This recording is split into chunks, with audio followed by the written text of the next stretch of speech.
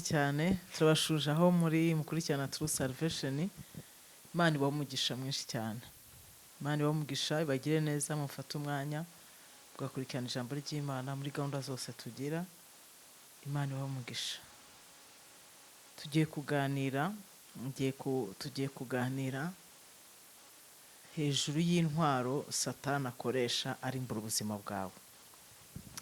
Ngiye kubwira ikintu umwanzi akoresha, agira intwaro imwe akoresha. Ni iyihe ntwaro? Ngiye kubwira iyi ntwaro ni iyihe ntwaro? Ni iyihe ntwaro uyu mugabo akoresha kugira ngo akwangize? Afite intwaro imwe akoresha, kandi iyi ntwaro nuyisobanukirwa ntabwo azigera kubasha, ntazigera kunesha ngo akubashe.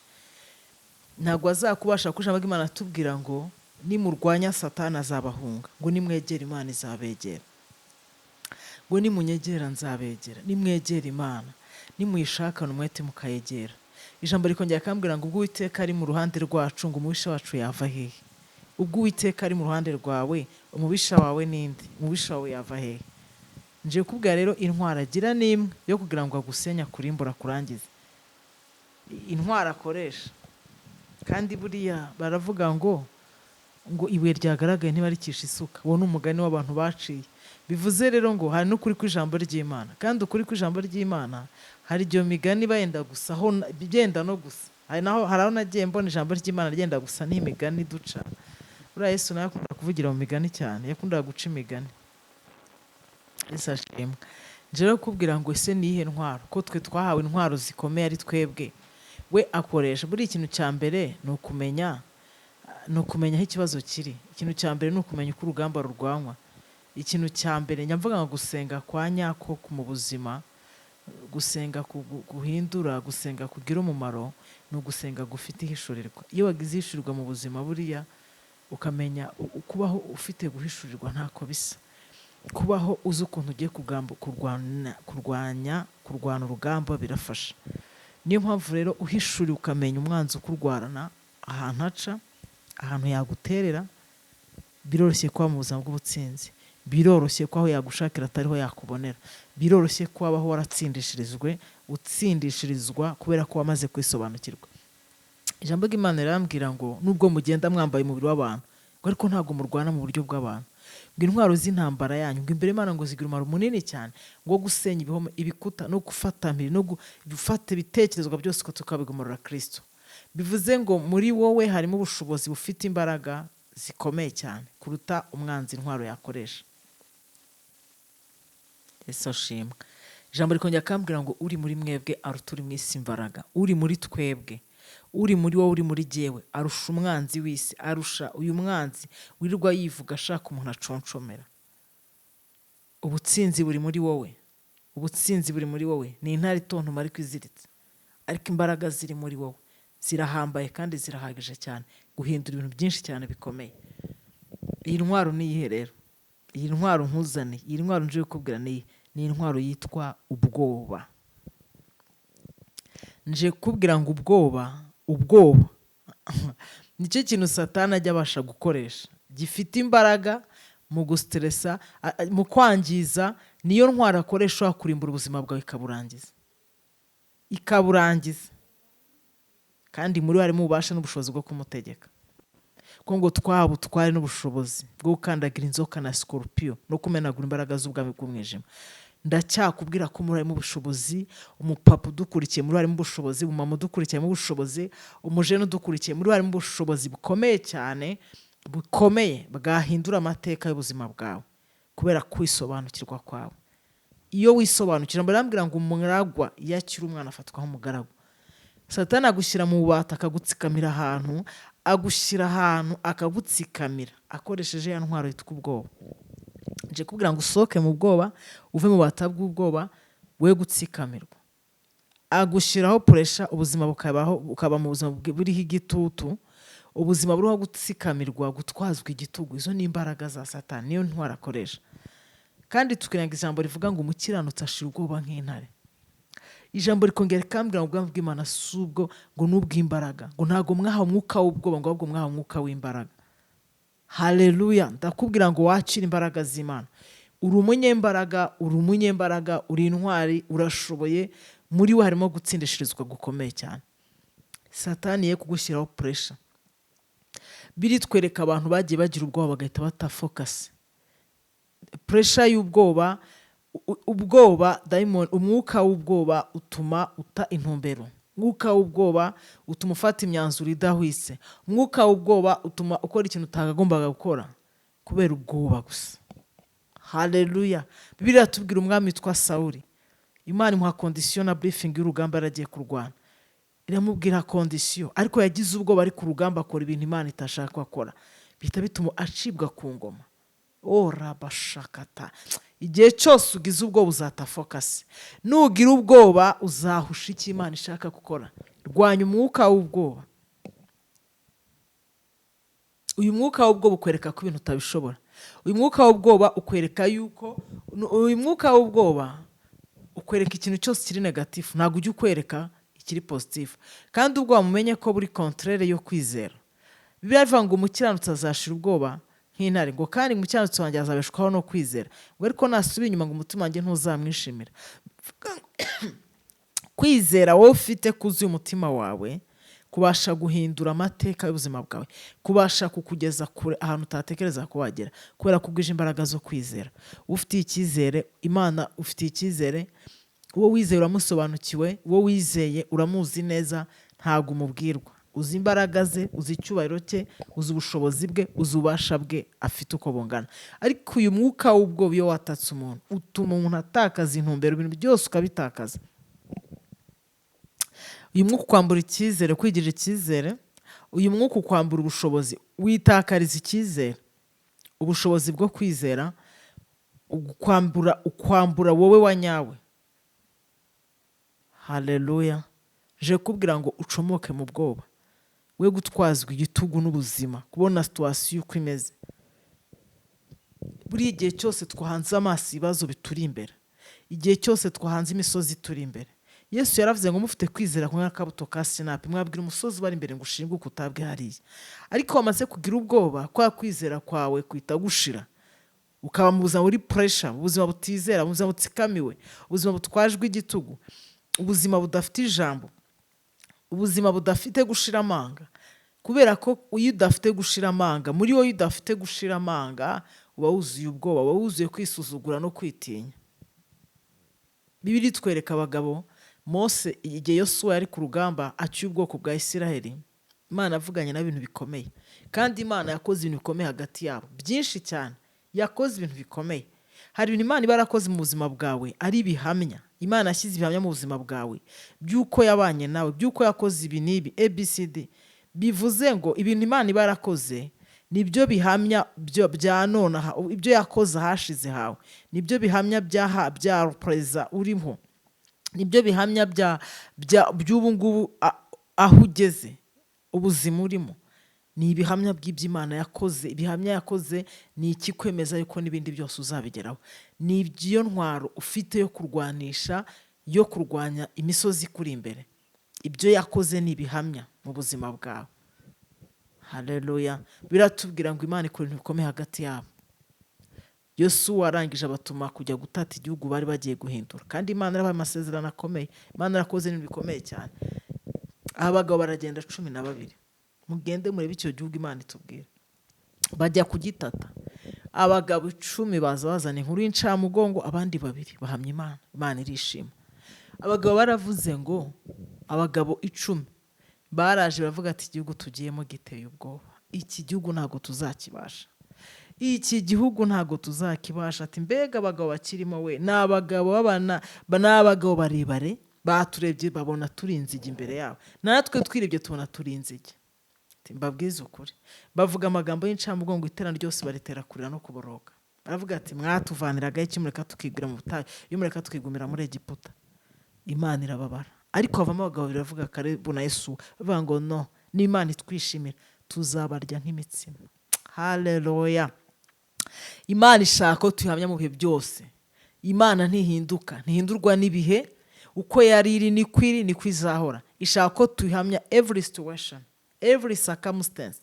Ishaka ko tuyihamya mu gihe gikwiye n'ikidakwiye, kubera ko irihagije kandi irashoboye. Yosuwa aravuga ngo bitwibutse ibintu Imana yakoze. Yesu ashimwe cyane. Bibuka imirimo Imana yakoze itandukanye myinshi, baravuga ngo biriya bintu yakoze ukuboko kwabikoze ntaho kwagiye, ukuboko kwakoze iriya mirimo ntaho kwagiye, imbaraga zakoze biriya ntaho zagiye. Imana nitwishimira tuzabarya nk'imitsima. Yesu ashimwe cyane. Ngo Imana nitwishimira tuzabarya nk'imitsima. Niko byagenze. Imana isoza icyo abagabo bahamije. Ubwoba buzatuma utuntu intumbero, ubwoba buzatuma nta hantu ugera. Nje kubwira ngo we gutsikamirwa n'iminsi n'ibihe, we gutwazwa igitugu na situation. Imana iracyakora. Imana yayindi ntihinduka. Mugirire Imana icyizere. Nutakaza kwizera Imana, Satani azabona ikibanza mu mutima we kandi azakora ibyo ashaka kugeraho. Intwara akoresha yo kurimbura ubuzima bw'umuntu n'ubwoba. Yarimbuye ubuzima bwa Sawuli ava ku ngoma, ubuzima bwari abagabo n'imiryango yabo burizwamo. Ubwoba ni dayimoni mbi cyane. Umugore witwa Yezebeli umwami wa Ahabu wakoreraga ibigirwamana, yari afite ibicaniro by'umwijima iwabo, yari afite abahanuzi, yari afite ikigirwamana, yemeraga ikigirwamana Bali.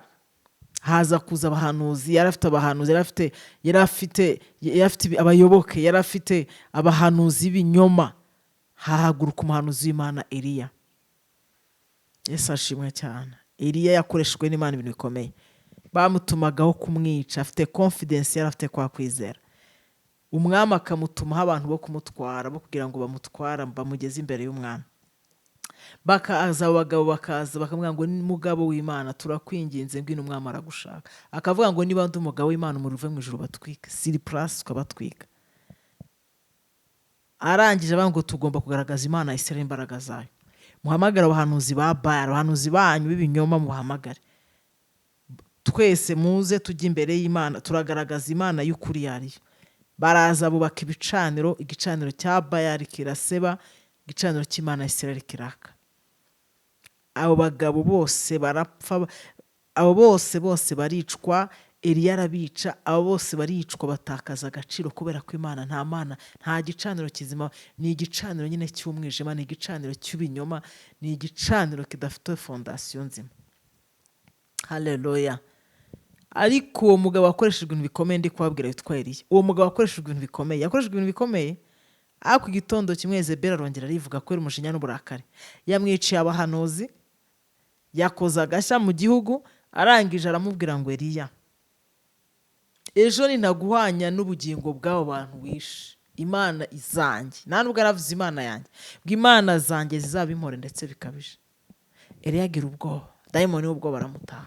Yirengagije ibintu yakoreshejwe bikomeye, agira ubwoba, ajya kunyenyera, ajya kwisha mu mwobo, ajya kwisha kubera ijwi ry'umugore waranguruye gusa. Yirengagiza ibyo yakoreshejwe. Ni wirengagiza ibintu Imana yakoze mu buzima bwawe, ukirengagiza amaboko akomeye yakoze ibintu bikomeye, wakoreshejwe ibintu bikomeye.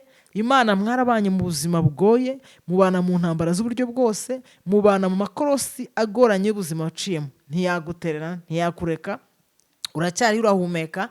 Ariko ugeze muri situation yo kwihamya, ugize ubwoba, wuzuye kuvuga ibidashoboka, wuzuye kuvuga ko bitakunda, wuzuye kuvuga ko nta nzira ubona, ko bitakunda, ko ibi bitabishobora. Biriya yarabikoze ko ibyo ndabona bigoranye, ibyo ntiyabishobora, ikora ibi ngibi ko ibyo ndabona bigoye. Oh haleluya. Dayimoni ashye ubatera gushidikanya ku Mana. Dayimoni ashye ubatera gushidikanya ku Mana. Haleluya. Ashye dayimoni ashye akongoke. Ashye. Imana yacu niyo kwizerwa. Imana yacu ifite ububasha n'ubushobozi. Kubera ko igihe cyose wayishidikanyijeho ntabwo biba byiza. Intwara akoresha n'ubwoba, agushyiraho kuri pressure mu buzima. Ibintu byose akwereka ko bidashoboka. Iyi ntwaro, uyu mwuka w'ubwoba ugutwaza igitugu. Mu buzima buri pressure, ukabaho uvuga ngo nta muntu nkunda, nta muntu unyitayeho. Ukubwira ibinyoma ngo nta muntu ugukunda, abantu banshizeho baragiye. Uko ni nkuko uriya mugabo Sawuli yavuze ngo abantu banshizeho, agira pressure. Imana muje gutamba igitamba, ajya kugitamba atabibwiwe, atabyemerewe, afite pressure ngo abantu baragiye. Abantu mu buzima bwe bazaza bagende, haza abandi. Ijambo ry'Imana namubwira ngo tuva mu bwiza tujya mu bundi. Abo bantu agenda Imana ikakuzana n'abafite umugisha kurenza n'abo wari ufite. Inshuti zagenda. Wiba mu buzima utwajwe igitugu n'abantu n'ibintu. ba muri ubuzima wumva Imana uyoborwa n'ijwi ry'Umwuka Wera, ba muri ubuzima wubaha Imana, ba muri ubuzima ufite Imana icyizere, ba muri ubuzima wizera imbaraga z'Imana n'imirimo y'Imana. Wiba pressure, wiba press, wiba mu buzima bwa pressure bugutwajwe igitugu. Wivuga ngo aka kazi noneho, wivuga ngo iyi business none ndatashye sinzabibasha. Ba mu buzima ugire positive attitude. Nje kubwira ngo ukomeze wikomeze ku Mwana, ku Mwami, ukomereze ku Mana, ngo kubw'imbaraga z'ubushobozi bwe bwinshi, ngo mubashe guhagara mudatsinzwe n'uburiganya bwa Satani. Umuntu ajya agira umunsi mubi mu buzima, ariko iyo usanze rya jambo rigwiriye muri wowe ubasha gutambuka. Buriya Samuel ntiyabashije gutambuka kubera ko ijambo muri we, ntekereza ko kwizera Imana muri we kari gukeye, kuko yagombaga kumvira Imana yamuhaye briefing. Imana yamushyize ku ngoma ibimubwiye ati nimuye nge nagukuye muri Isiraheli mu muryango woroheje ndakuzamura mushyira ibwami. Igihe cyose udahaye Imana icyizere yakugiriye, ngo uyizere, uyihe agaciro, uyiringire, wubakire kuri yo, igihe cyose uzatana, uzata intumbero. Nje kubwira ngo urwanye umwuka w'ubwoba ukwereka ko ibintu bidashoboka, urwanye umwuka w'ubwoba ukwereka ko ibintu bitakunda, urwanye umwuka. Niba ijambo rivuga ngo umukiranutsi wanjye azabeshwaho no kwizera, ngo ariko nasubira inyuma ngo umutima wanjye ntabwo uzamwishimira. Mureke twe kubaho tutishimirwa n'Imana, mureke twe kubaho twumva ari twebwe, tubayeho kubw'Imana, dushobozwa byose na Kristo uduha imbaraga. Niko ijambo rivuga. Reka tumwizere, reka tumwiringire, ibyo tudashoboye warabishoboye. Aho imbaraga zacu zirangirira, iz'Imana zirakomeje. Hari aho twe byanga imbaraga zigashira, tukagerageza gukora ibintu byose bikanga, ibintu byose hari aho bigeraho bikanga. Haleluya. Ariko imbaraga z'Imana nizo zidusunika, zikadupushinga, zikatugenza, zikaturenza ibihe, zikatugeza mu kindi gihe cyacu Imana idushakamo. Yesu ashimwe cyane. Hari ibihe bishobora kutazaguhora bimeze neza, ariko ibihe byose uzaca muzahore ufite imbaraga zizera Imana, ufite kwiringira Imana. Haleluya. Zaburi ya 44 ngo hahirwa ugufitemo imbaraga Mana, hahirwa ugufitemo imbaraga, hahirwa ufite imitima y'inzira z'igisiyoni. He kugira ikintu kikumaramo imbaraga z'umutima. Komeza wizere Kristo akuganisha arahazi, umugirire icyizere. Ijambo riravuga ngo si kubw'imbaraga n'amaboko, ni k'Umwuka Wera w'Imana. Ushobora gukoresha imbaraga zawe zose mu byo uhirimbana, ariko nibura kwizera, nubura kwiringira Imana, nubura kwiyubakiraho, nubura kuyiringira, hari igihe bitazakunda. Nubikora mu mbaraga zawe, nubikora mu bushobozi bwawe, nubikora mu buhanga bwawe, hari igihe bitakunda, ariko ubikore mu kwizera Imana no kuyiringira bibasha gukunda. Imana yo mu ijuru ibahumugisha rero, kandi ikomeze barwanye intambara z'uburyo bwose. Nicyo mbifuriza, ubuntu bwa Data buganze, mugwize imbaraga, kandi mugwize imbaraga. Buri mutima wuzuye imbaraga ubasha kurenga ibihe. Umutima wuzuye imbaraga nta kintu utakora. Umutima ucogoye, igihe cyose umutima wacogoye, umutima wananiwe, umutima wacitse intege, umutima wacogoye, hari ahantu utabasha kugera, hari ubushake bw'Imana utakuzuzuye umutima. Ntabwo ubasha gukora icyo Imana ishaka. Igihe cyose uzahirika ibyawe, uzahora wibabariye, uzahora wirebaho. Igihe cyose umutima ukora ubushake bw'Imana, umutima ugwije imbaraga, umutima wuzuye kuyizera, umutima wuzuye kuyiringira. I love you so much. Ubuntu bw'Imana baganzeho, icyubahiro cy'Imana kibagote, imitima yanyu yuzuremo amahoro. Reka mwakire amahoro Kristo atanga atende mu buzima bwanyu, murwanirwa kandi mu basirikare nyabasirikare, kuko mushobozwa byose n'Umwami uri muri mwebwe. Kandi yaravuze ngo nabakwishyira mu by'ubugingo ngo bakinejeje umwandikiye igisirikare. Uri umusirikare, ambara ba muri ubuzima umeze nk'umusirikare. Nube uri umusivile ko Kristo yakwandikiye igisirikare. Kristo yakwandikiye igisirikare kiguhamagara umusirikare. Haleluya. Umugambi bwa Kristo ntabwo akora abasiviliya, n'abasirikare biteguye kurwana. Bangu ni mu murwanya Satani azabahunga, nimwegera Imana izabegera. Ambara imbaraga zo kwegera Imana, urwanye Satani azaguhunga, wambara imbaraga kandi uzatahukana intsinzi. Ubuntu bw'Imana. Iyo Imana wayizeye utahana intsinzi. Biri tuvuga umugabo witwa Yefuta yatahanye intsinzi. Yefuta yatahanye intsinzi, yizeye Imana ayikomezaho. Imana imuha guserukana intsinzi mu gihe muri situwasiyo igoye kandi ikomeye cyane. Ariko yabonye bamwizeye, baravuga ngo Yefuta bajya kumusaba ubufasha ko yabafasha. Nawe aravuga ngo Imana ntayisunze ntabwo biri bukunde. Yisunga amaboko akomeye y'Imana, Imana iramurengera. Reka ne kuba ibintu byinshi, ni byinshi navuga, twagiye tubonaga bagiye bisunga amaboko akomeye Imana baratsindishirizwa. Nanjye nje kukubwira ngo ukomeze uyisunge kandi uzabona ubuntu bw'Imana, uzabona kurengerwa n'Imana. Shalom shalom.